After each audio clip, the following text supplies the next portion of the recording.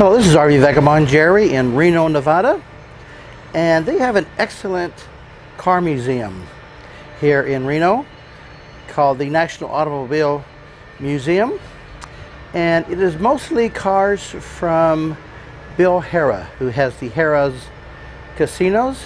He was a very avid car collector, and most of these were his. So as usual, I've done a lot of car museum videos. I'm going to go through and just show you what I think are some of the more outstanding cars and things they have on display. So come on in with me. They have part of the museum set up like it's an old western town with these facade buildings and automobiles of the day. And here is an auto repair shop. And there's a guy working on some problems there. This is one I haven't heard of, and there it is, with the Jolson license plate. I guess these cars are parked to see the movie.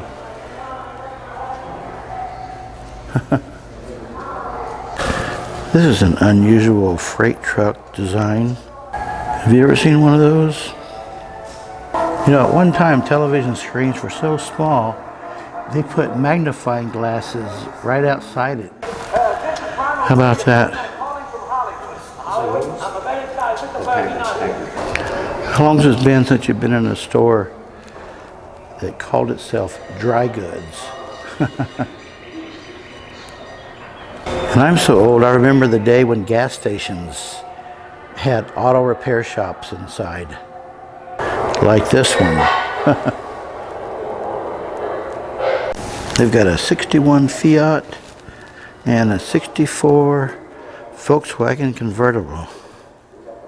And look what they have here. Ed Big Daddy Roth's Beatnik Bandit. How do you like that custom car? And a baby car. This is a real model. And this one too. This is a 92 feet mobile. If you know what that means. The rat finks that Ed Roth came up with. That's your rat fink right there. And in this building they have their oldest model cars. Oh, I like this one. That is sporty. I never heard of an IMP. Got a whole lot of these from the teens and 20s. A 26 Chevrolet Woody Wagon.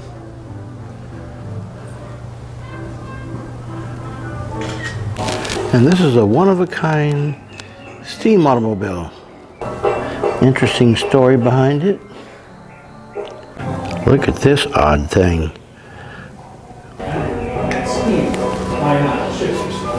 This is a real shorty, 1913 Peugeot. Now this is a big one, 1910 Oldsmobile. And look how big those tires are. Got that spare right on the side. That's got to be annoying. Honest John's used cars. Yeah.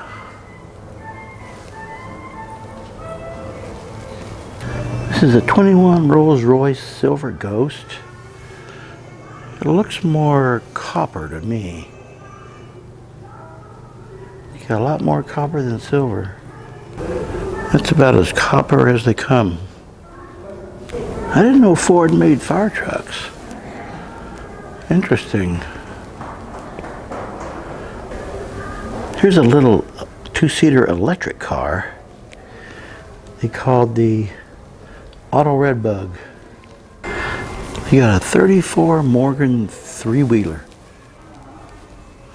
The single wheel in the back there. Here's another three-wheeler made by the BSA Motorcycle Company. And this says they kept it under 18 pounds, so it was taxed as a motorcycle. This would make some kid the envy of the neighborhood. This is a really unusual one. What an odd design. Especially from the rear. Wow. And here's a line of race cars. That's a 55 Ferrari right there. This one looks pretty mean. This 65 Lotus got up to 151 miles an hour. And it was promoted by the Smothers Brothers. Here's a really odd one. Look at those wheels.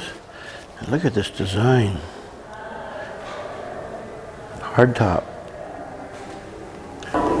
And this is the 1907 Thomas Flyer. He won the New York to Paris race over land and sea. Wow, I did not know about that. And guess what's unusual about this one? It has a jet engine. And this one, it's a four-wheel drive station wagon. And look at this engine. Man, that's huge. Look at this odd little scooter. Looks almost like a Cushman.